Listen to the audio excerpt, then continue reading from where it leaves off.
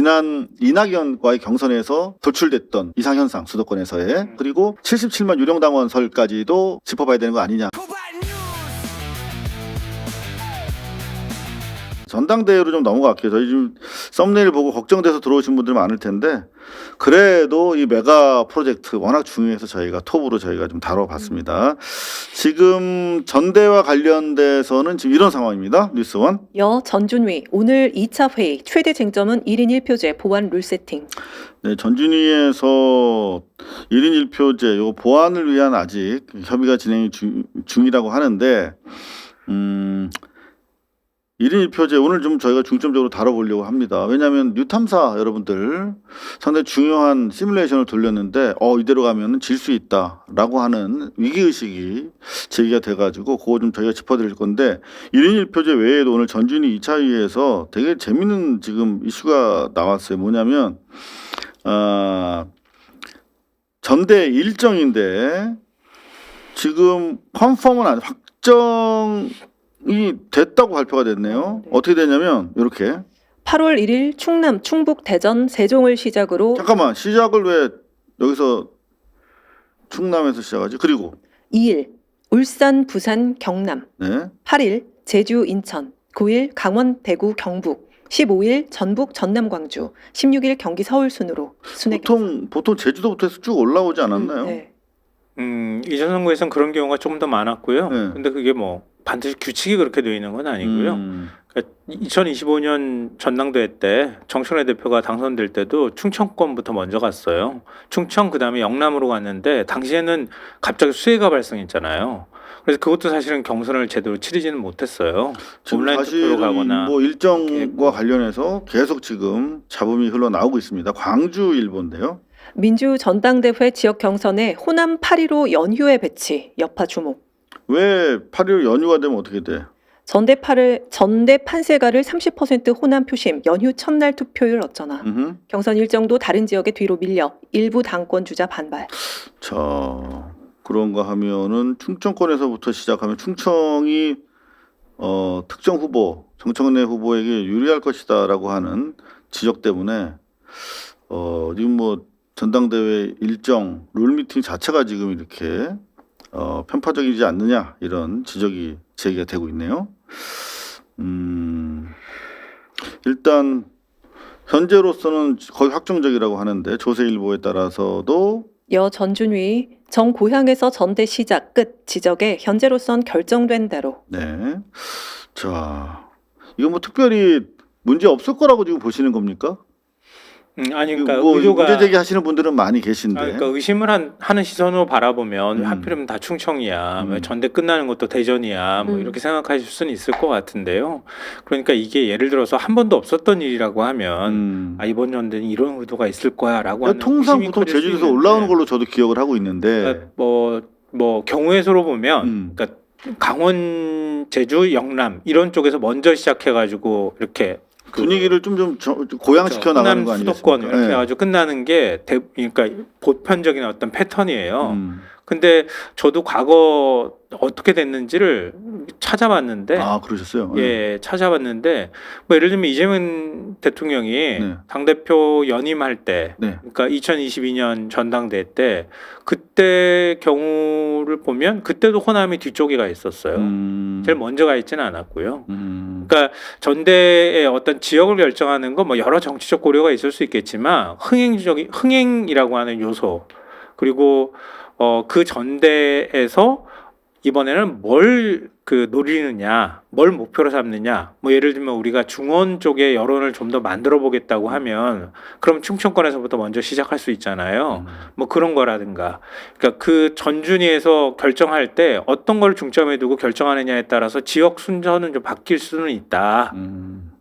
그런 거예요. 그러니까 민감해진 거는 사실이지만 너무 지나치게 민감해서 여기에 집착할 필요는 없다. 뭐 이게 순서에 따라서 누구한테 확 유불리가 갈릴 정도가 되면 그러면 자, 좋습니다. 그건 아닐 거라고 좀 봐요. 하지만 그 유불리를 우리가 민감하게 지금 계산을 해야 되는 상황이기 때문에 네. 주장하시는 분들이 계십니다. 계속 저희가 지켜봐야 될 것 같고요. 근데 훨씬 더 민감한 부분이 이제 1인 1표제에 따른 셈법인데 지금 송영길 당대표 전 당대표는 이런 얘기하고 있습니다. 1인 1표제 보완이 필요하다라며 민주당이 2030 세대의 지지도가 약화하고 있다며 당의 외연이 제한되기 때문에 그런 보완이 필요하다고 보인다. 그러니까 20, 30대가 적지 않습니까? 1인 1표제로 했을 경우에 대표성이. 그리고 그렇죠. 이제 영남도 제한되고 아무래도 호남이 뭐 크게 다수다 보니까 과표집되는 부분이 있기 때문이죠. 그리고 김민석 총리도 1인 1표제와 관련해서 보완이 필요하다며 우리가 지향하는 당원 주권과 1인 1표와 완전 경선은 최악의 경우로 간다면 그것은 제대로 된 역사적 뿌리가 있는 정당이 아니라 조합장당이 돼버릴 수 있다. 네. 자, 이 분야에도 전문가십니다. 방금 도착한 하원기 소장님. 얘기 1인 1표제 관련해서 아직 확정된 건 아니죠. 확정된 걸로 알고 있는데 저는. 예. 근데 지금 오늘도 보면 보완 필요성이 가지고- 계속 제기가 되면서 일단 인사부터 드리겠습니다. 네. 용역평론가 하은기라고 합니다. 영감하다. 아, 죄송합니다. 제가 좀 급했네요. 예. 지역별 가지고는 결정 안 된 거 아니에요? 그거는 그는 진행되고 있는 걸로 알고 있는데 일단은 정청래 전 대표께서는 그 얘기는 안 하시더라고요. 그냥 1인 1표제만 부각해서 얘기하더라고요. 이걸 선거 전술로 쓰고 있기 때문에 그런 것 같은데 맞아요. 뭐 제도의 효용과 무관하게 이 지금 너무 정무적인 얘기긴 하지만 보안 수사권 부분에서 이제 소위 뾰족하게 각세울 수 있는 게 해소가 돼버렸고 대통령 두 분 만남으로 인해서 이제 뭐 적통 논쟁 이런 유치한 것도 못하게 됐고 남은 아이템이 이제 1인 1표제인 것 같아요. 그러니까 실제로는 뭐 레토릭은 민주주의, 뭐 당원 주권 이렇게 얘기하지만 선거에 아이템 삼고 있는 상황이라 그 뭐 지역 안배라든가 세대 안배라든가 이런 게 어떻게 진행되고 있는지는 잘 공론화가 안 되고 있는 상황. 아니, 그러니까 1인 1표제는 확정됐지만 그 방금 세대와 지역 안배를 위한 보완책에 대한 논의는 열려 있는 거 아닙니까? 진행 중인 것까지만 알고 그거는, 있습니다. 그거는 좀 열려 있는 것으로 저도 알고 네. 있는데요. 네. 그러니까 이게 정청래 의원, 정청래 전 대표가 당을 운영할 때 보였던 태도가 그대로 드러나는 거예요. 이번 지방선거 때 적지 않은 기초단체장이 떨어졌단 말이에요. 그러니까 한 민주당이 52% 정도 당선이 됐나? 제가 알기로는 숫자는 그렇거든요. 그러니까 훨씬 더 많이 당선시킬 수 있었는데 1인 1표제 얘기하고 권리당원 투표에 기대서 후보 경쟁을 붙이다 보니까 국민 민심이나 지역 여론하고 멀어지는 현상이 나타났다는 지적들이 계속 있었단 말이에요. 그러니까 그런 지적들을 했는데 그냥 나 몰라라 그냥 막 귀 다 닫아버리는 거예요. 그러니까 이게 당원 주권주의 실현을 반대하는 게 아니라 동의하는데 이런 현상이 나타날 수 있잖아요. 예를 들면은 윤석열이 자기가 좋아하는 당대표 시키려고 하니까 어떻게 했습니까? 당원 100% 만든 거랑 똑같단 말이에요. 지금 그거 다시 바꿔놓으려고 해가지고 일부 이제 민심이 들어간 거라고요. 그러니까 당원 여론이 100이 들어가는 게 꼭 정답은 아니다라고 하면 어떻게 다른 사람들은 얘기를 하는지 거기에 따른 우려가 뭐가 있는지 그걸 좀 보완할 수 있는 방법은 없는지 좀 사람이 열린 태도를 보여야 되는데 이런 유연함이 없다는 거예요. 여기 보시면 딴지 게시판에 지금 유연할 상황이 아닙니다. 사수합시다. 저희는 뭐 80년대 그 학생 운동권에서 이렇게 머리에 이렇게 하고 혈서 쓰고 그럴 때 쓰던 말이 사수합시다인데 지금 우리 20 몇 세기야 지금이 21세기. 21세기 이런 얘기를 들으니까 상당히 낯선데 뭐라고 올리셨냐면 누가 1인 1표제에 태클을 거나 1인 1표제 흔들지 말라. 네. 제가 태클을 보통 걸고 있는데 당원 주권 정당 1인 1표제 사수합시다. 사수하자 뭐 이런 말을 지금 쓰는 것도 좀 낯설기도 하고 근데 진짜 죽음으로써 이거를 지키겠다는 취지인 것 같아요. 전준희는 물론 친청 의원들만 들어있는 건 아니겠지만 정청래 전 대표가 대표직 사퇴 전에 꾸려놓고 나온 위원회잖아요. 그리고 충청부터 왜 시작해?라는 그 질문과 1인 1표제를 왜 이렇게 사수하길 원해? 강경한 발언들을 왜 하지가 사실은 패키지인 것 같아요. 왜냐하면 충청권은 역대 선거로 결과 따져보면 캐스팅 보터 역할을 하는 곳이었고 네. 그래서 뭐 호남이나 제주 쪽에서 정청래 전 대표에 대한 여론이 좋지 않은 상황에서 거기서부터 올라오면서 시작하면 이 전당대회의 색채가 정청래 비토 색채로 많이 물들 것 같아요. 그래서 소장이 선택한 것이 컨벤션 효과는 누리되 그리고 정부 청사나 이런 세종 이전을 공약으로 발표하면서 이재명 정부의 성공에 뭔가 커버를 씌우면서 거기랑 같이 한번 이제 자기도 묶여서 그러니까 명하고 청하고 엮여가고 싶은 마음에 일단은 제 생각에는 충청을 첫 날로 정해서 그쪽부터 시작한 거라고 저는 생각해요. 그러니까 분리되고 싶지 않은 거예요.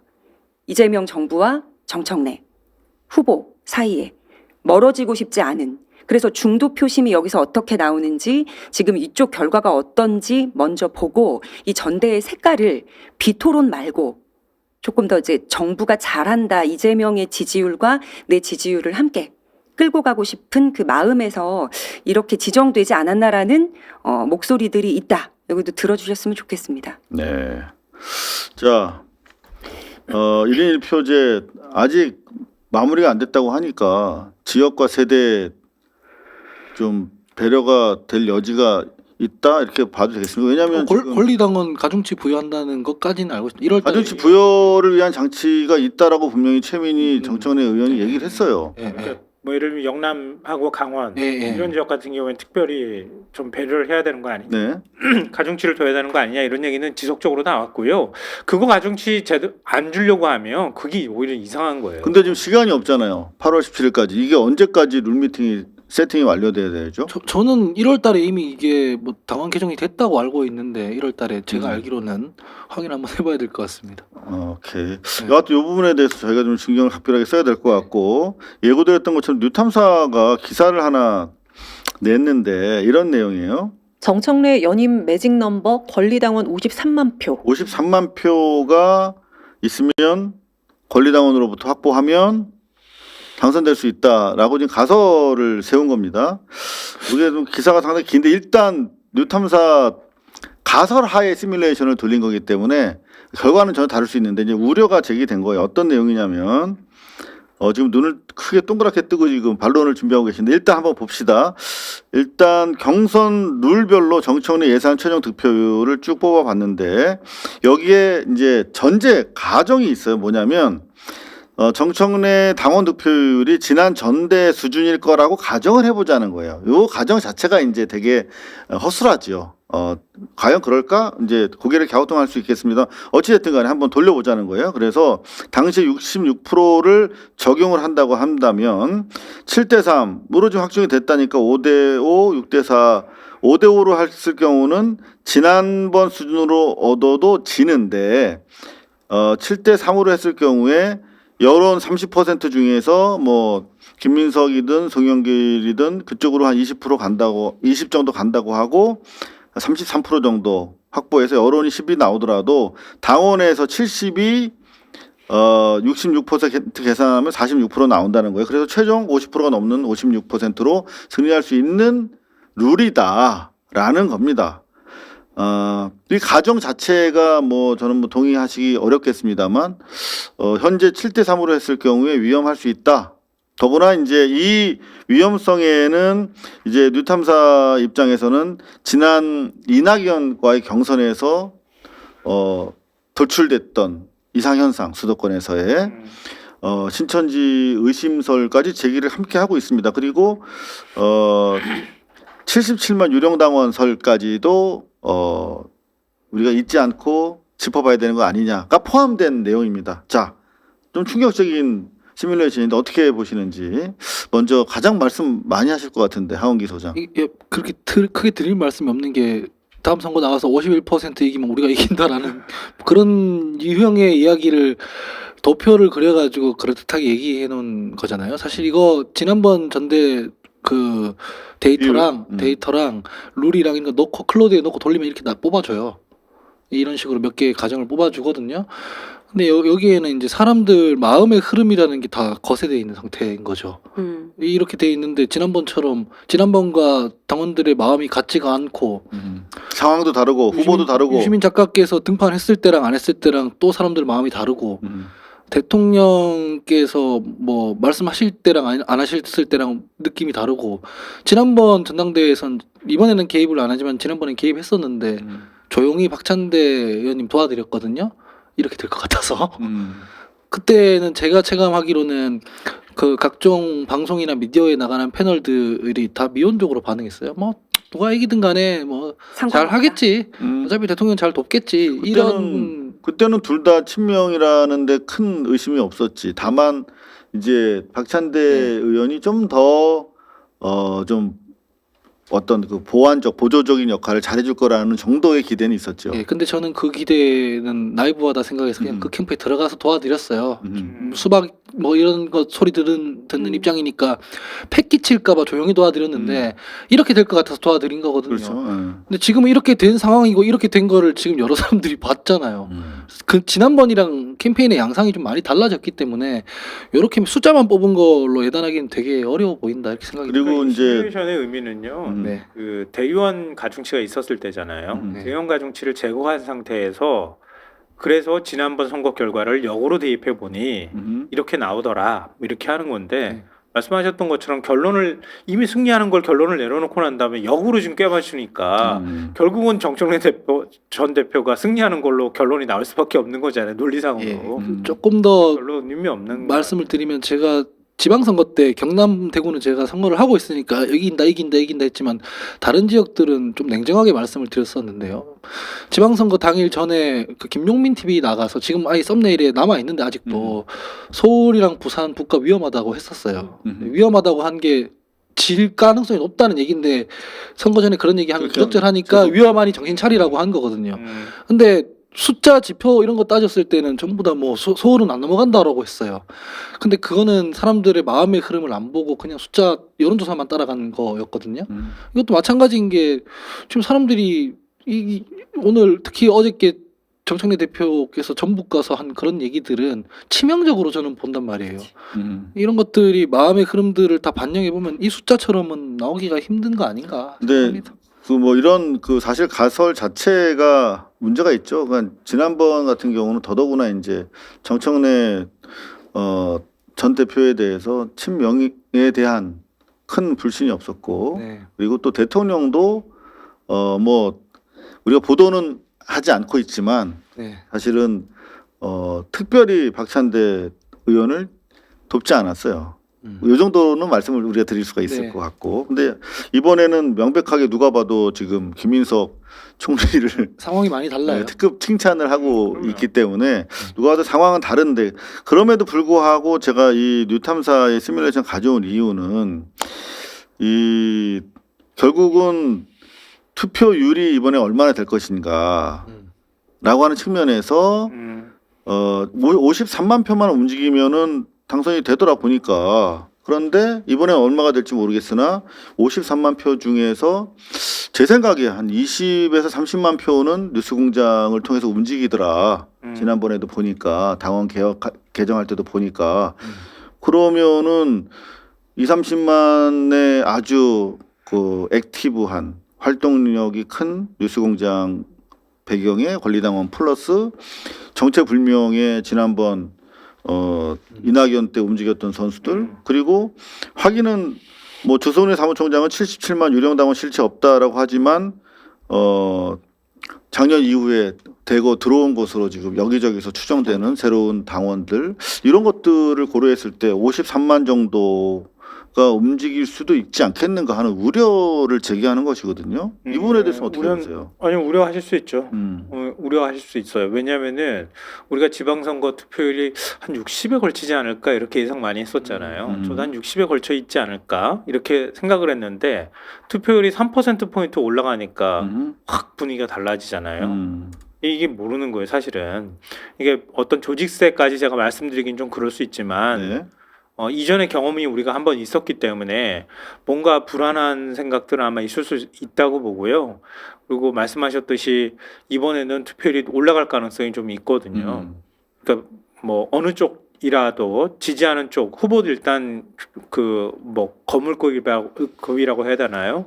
후보도 만만치 않은 후보들이 셋이 나와 있고 또 호남세가 적지 않은 송영길 후보도 나와 있는 상황이고 그리고 김민석 총리하다 바로 이제 후보로 나온 후보도 있고 기존에 자기 권리당원세를 갖고 있는 정청래 후보도 나와 있는 상황이란 말이에요. 사실상 뭐 출마 선언은 안 하긴 했지만, 그러니까 이런 상황에서 경쟁이 치열하게 붙는다고 하면 투표율이 올라갈 가능성이 있죠. 네. 그리고 사실상 가장 큰 유튜브 방송이라고 하는 두 곳이 정청래 쪽으로 지금 기울어져 있는 상황이잖아요. 기울어져 있는 정도가 아니라 실제 댓글 보면 우리가 생각하는 어떤 정청래 의원에 대한 비판적인 어떤 평가가 전혀 그쪽은 달라요. 네, 맞아요. 네. 저는 그 30만 전후에 그 소위 말하면 이 말 안 쓰고 싶은데 코어 지지층 이 절대 무시할 수 없는 변수다. 그리고 정청래 대표 측에서 계속 자극한 것처럼 전통적으로 민주당을 지켜왔다고 하는 코어 지지층, 우리가 가지고 있는 개혁성, 이재명 대통령이 과연 그걸 제대로 임기가 끝날 때까지 그 마음을 유지해 줄 것인가, 이런 거에 대해서 의심한 사람들이 꽤 많아요. 그런 생각들을 하는 분들이 민주당 지지층 내에서도 꽤 많이 있거든요. 그러니까 뭐 몇 퍼센트라고 제가 지금 뭐 얘기할 수는 없겠지만, 그렇다면 정청래 전 대표는 나름대로 밑에다가 그 정도의 지지층을 깔고 있는 셈이나 다름없단 말이에요. 근데 김민석 그 전 총리 같은 경우에는 그런 지지층이 사실은 없다고 보는 게 맞아요. 그렇죠. 이재명 대통령에 대한 지지세를 안고 가는 거죠. 네. 그러면 이제 이 대통령하고 어떻게 국정을 잘 손발을 맞춰서 할 사람, 이재명 정부를 성공시킬 수 있는 사람, 이런 거에 대한 판단들을 그 당원들이 해야 되는 거란 말이에요. 그러니까 그런 판단들을 할 때는, 그러니까 그렇게 생각하는 사람들이 그만큼 늘어나줘야 되는 거기 때문에 투표는 자연스럽게 올라갈 거고 경쟁은 더 치열해질 수밖에 없는 거죠. 네, 중요한 말씀을 하셨는데 이재명 대통령에 대한 지지세는 분명히 있죠. 어마어마하죠. 근데 중요한 거는 지금 권리당원들이 70%이기 때문에 권리당원의 가장 그 활동력이 높은 사람들이 어디 있냐. 그 부분 때문에 결국은 민심이랑 권리당원 중에 당심이 엇갈리면서 대단히 예측 불가한 상황도 가능하지 않겠는가. 지난번 전당대회 때 정청래 전 대표가 대표 후보로 등록하기 전에 저 지금 현재 출연하고 있는 방송에 나와서 그런 얘기를 해서 당원들의 마음을 굳혔었어요. 뭐냐면 어느 방송이요? 이동형 TV에 나와서 어떤 얘기를 하셨었냐면 세 가지에 고를 수 있는 경우의 수가 있는데 그 세 가지 중에 나한테 가장 이득이 안 되는 게 뭔가를 따져봤을 때 1년짜리 당대표고 그리고 이재명 정부의 처음 시작 초기 1년을 내가 서포트할 수 있는 나를 희생할 수 있는 자리이기 때문에 나는 당대표에 출마하고 당선이 되고 싶다. 1년짜리라고 분명히 얘기를 했죠. 그리고 문제는 네. 다음번 당대표는 출마하지 않겠다라고 얘기를 했었어요. 그러니까 연임을 할 생각이 없다라고 거기서 방송을 했단 말이에요. 그러면 권리당원 그리고 굉장히 이제 강성 지지층들이 많이 보는 그 프로를 통해서 당원들과 약속을 한 거예요. 그래서 박찬대 정청래 사이에서 고민하고 있던 당원들은 그러면 이렇게 희생을 한다고 하니 정청래로 가라는 표심이 결집된 거예요. 그런데 이제 조금 의아한 거죠. 연임 없을 거고 1년만 하고 희생하고 내려온다고 하셨었는데 왜 이번에 또 출사표를 던질까? 이런 뭐라고 해야 될까요? 그냥 가짜였어? 그냥 그 당시에는 우리한테 뭔가 호소력을 얻기 위해서 저렇게 얘기를 한 거였어라는 조금 서운한 감정 혹은 배신당했다는 감정을 가지는 당원들도 늘어났을 거라서 이 마음들을 다 어떻게 치유할지 모르겠습니다. 권리당원 들이 그 부분까지 다 헤아려 주실 거라고 생각을 하고 싶은데 그 거짓말이었네라고 하는 배신감. 근데 그런 것들은 별로 기억되지 않는 것 같아요. 솔직히 말씀드리면 지금 말씀하시니까 맞다 이동영에서 그런 얘기를 했었지라고 뭐 다시 기억을 소환하시는 분도 계실 텐데